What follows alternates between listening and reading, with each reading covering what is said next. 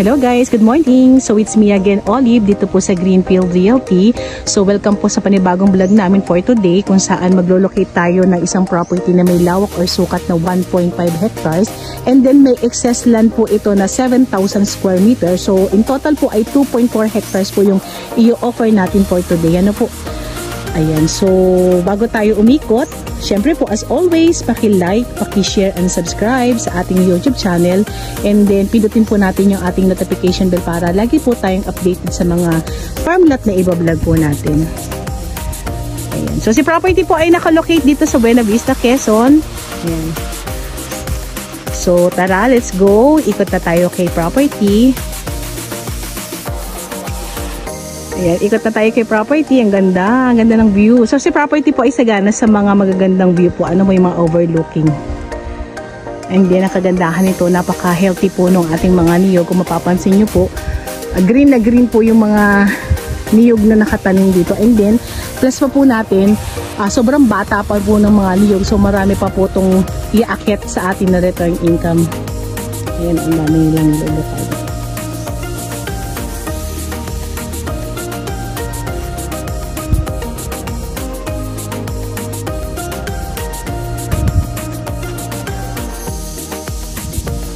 Lakad tayo.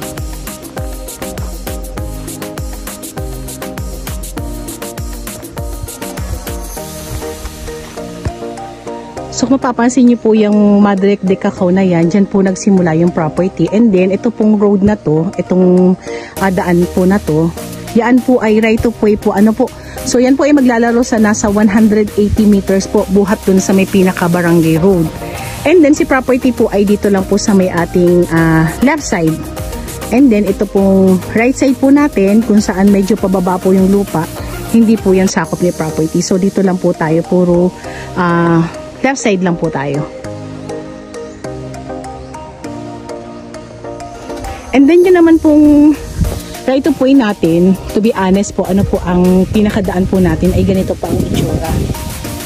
So maputik siya pag umuulan, and then medyo pa-slope or paalon po yung ating right of way, hindi po siya flat, ano po,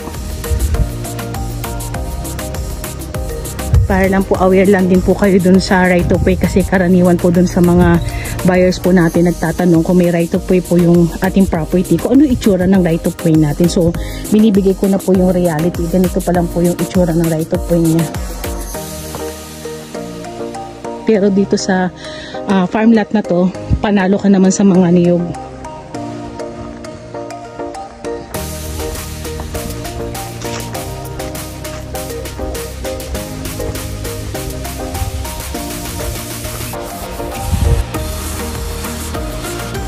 Ayan po, mga batang-bata pa yung mga niyog natin.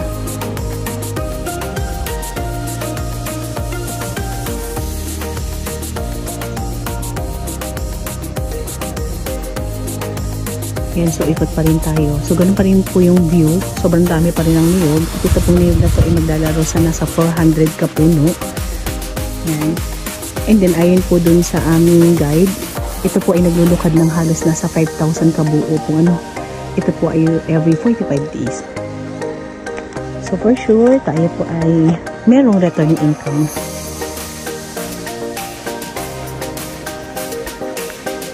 And about naman po dun sa right of way na sinasabi po ng ating guide, nagbigay po ng right of way yung pong nasa unahan ng 5 meters po na lapad, ano po, and then 180 po na layo buhat dun sa may pinaka barangay road patungo rito sa ating property.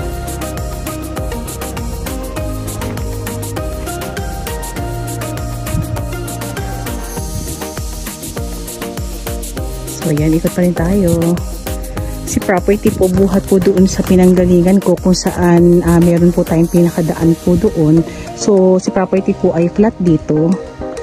Ayan. And then unti-unti po tayong bababa dyan. So pababa po si property. Ano po, papansin nyo naman yan sa camera natin para aware lang din po kayo din sa pinaka reality ng tayo ng lupa.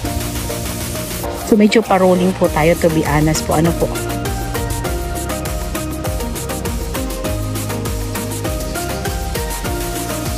pero yung karamihan po ng niyog ay nasa ibaba po siya.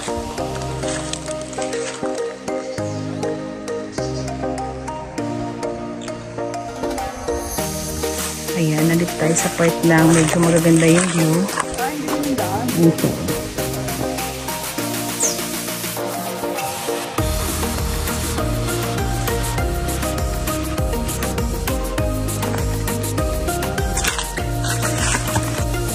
So yan, pakita ko lang po sa inyo yung magiging katabi niyo pong property kung sakali pong i-avail niyo po itong si farmlet na binablog natin for today. Ayan po, so mapapansin po natin, dinidevelop po iyan. Bali, isang Amerikano po yung nakabili niyan, and then nagtatayo po siya dyan ng isang swimming pool. So nagkaroon na po siya ng road dun sa may pinaka-property niya. And then yung pinaka area din po niya ay halos din ganito rin po yung pinakatayo ng lupa. Po? So medyo pa-slope. And then may paroling din po yung ibang part.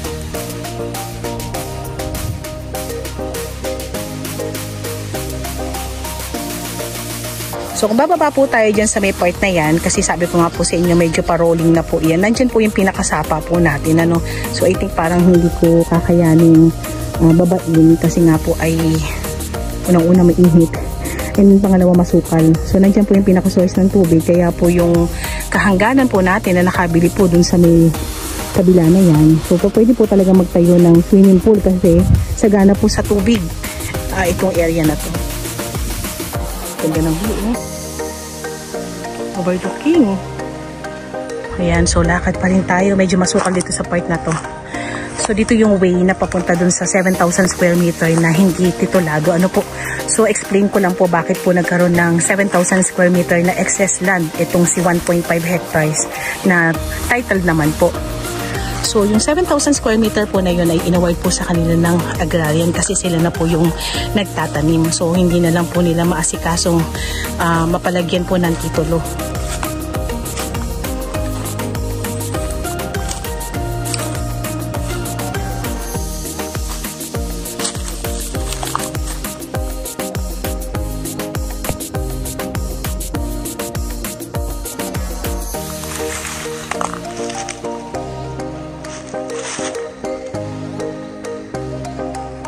Ayan, bali ito po yung part ng 7,000 square meter.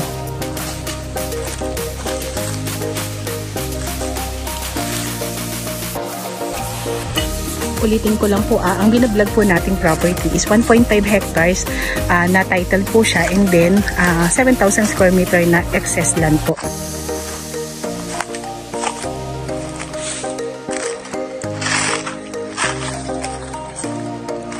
Tayo po ay nasa 2 kilometers para makalabas po tayo ng pinaka-barangay road. And then, explain ko naman po yung pinaka-barangay road po natin. Bali, medyo makipot po yung pinaka-dinaanan po natin. Pero lahat po ay cemented road. So, kaya po siya makipot kasi ito po ay pinasemento po ng Palahi. So, yun po yung mga organisasyon na tumutulong po na magkaroon po tayo ng mga cemented road kahit po medyo makipot lang para lang po makalabas po yung ating mga produkto. So, kasyang-kasya lang po talaga ang isang sasakyan. Medyo nalinis tong property na to. Sinisigaan po siguro nila. So yan, medyo pababa na tayo. So, sa pag-iikot-ikot ko po, bali tinitingnan ko po mabuti po kasi yung pinaka tayo ng pinakalupa. Po? So I think ito po ay nasa 60% na slope, and then nasa 20% na flat, and then meron po tayong 20% na pa-rolling. So yun po yung pinakatayo ng lupa. So mix po iyan. Po?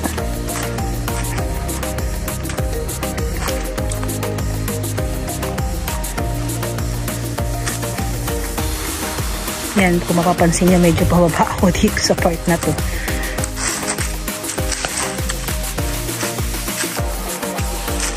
Medyo masukal talaga. Yan, para kita nyo po yung realidad po talaga ng status po ng property. Po, so hindi lang natin papakita yung mga magagandang part. Pakita din natin yung medyo madamo, medyo pababa.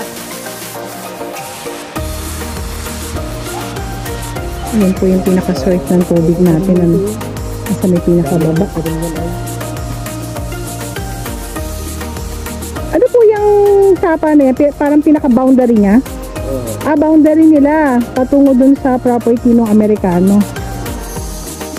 So ito po yung magiging ka-boundary natin. And then ito po yung pinaka first ng tubig. Bali nasa gitna po siya, ano?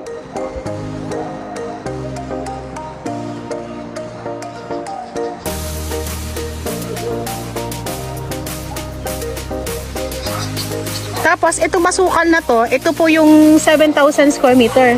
Ayan po. Hindi na natamnan eh.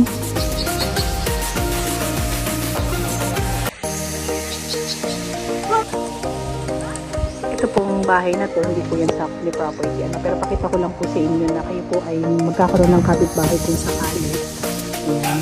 And then, dun po yung pinaka-end po ng ating property. Medyo dumaan lang po kami dito sa property ng ating kapitbahay para matanaw ko lang po yung pinaka-source ng tubig po kanina na pinakita ko sa inyo. Wala kasi akong madaanan dun sa gawin doon. Sobrang sukal. So, dito talaga ako magkukuha ng video. So, yan. Papalabas na kami kay property. So, bigay ko na po yung details about dito sa documents itong property na to. Bali ito po ay matured CLOA for almost 10 years and then buhay po si owner po. Ano po? So, sabi po nila, bukod po dun sa capital gain tax, wala na po silang sasagutin. Ayan. So, yung pricing naman po ng ating property, nasa description box po natin yan.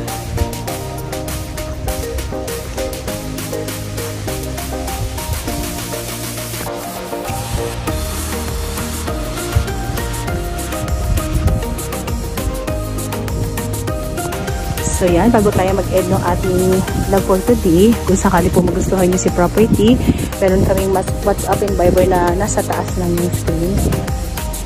So message nyo na po kami. Ano po? Ayan, isang magandang property na naman yung na-visit natin for today, dito sa Buena Vista, Quezon. Message nyo na po kami mga ka-farmblat kung kayo po ay naghahanap ng isang property na for sure may return income. Ayan, so grab nyo na po itong property na to.